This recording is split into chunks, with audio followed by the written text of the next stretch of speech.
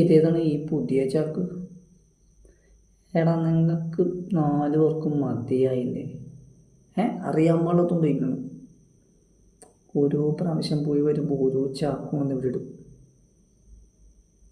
എടാ എനിക്കിതൊന്നും ഊരിപ്പോരാൻ വയ്യ.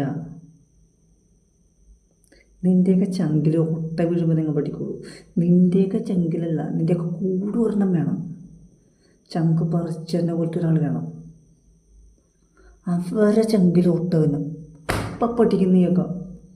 കഴിഞ്ഞ ശക്തി 4 ചക്കുണ്ട്. അതിലെൻ്റെ ചങ്കടാ പോയത്.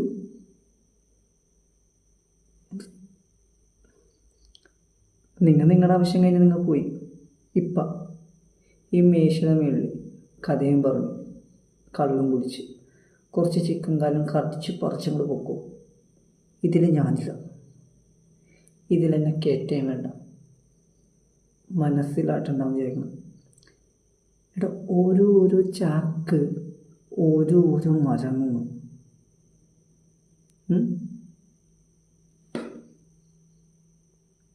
ഇവനേതാണ് ഈ പുതിയത് ചാക്ക്? അതെന്താന്നല്ലേ? വള്ളി. ഇവന്മാർക്കത് മനസ്സിലായിക്കോളൂ.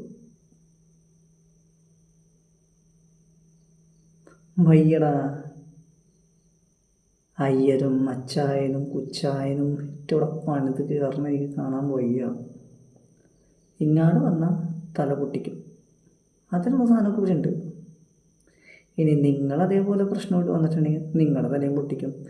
എനിക്ക് ഒരാളത്തെ ഒരു സെൻറ്റിമെൻസിൽ ഒരു ഇമോഷനും ഇല്ല. മനസ്സിലായ?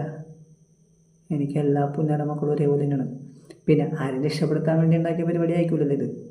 നിൻ്റെയൊക്കെ കാലിൻ്റെ ഇടയിലെ കഴപ്പ് തീർക്കാൻ വേണ്ടി നീയൊക്കെ ചെയ്ത കഴപ്പനം കെട്ട പരിപാടി ആയിരിക്കും. അത് ഉറപ്പാ. അതുകൊണ്ട് ഇതിലെന്നെ കുറക്കണ്ട. മനസ്സിലായ? അപ്പം കള്ളും കുടിച്ച് കാലും പറിച്ച് അങ്ങോട്ട് പോയാൽ മതി.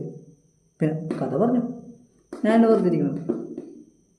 നമുക്ക് കഥയൊക്കെ കേട്ട് പയ്യൊരു ഓർക്കൊക്കെ ഞങ്ങൾ വെക്കോ. അത് ശരി.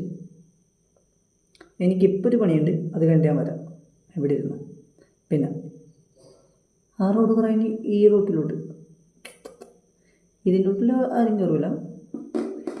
കയറിയാൽ തലവും.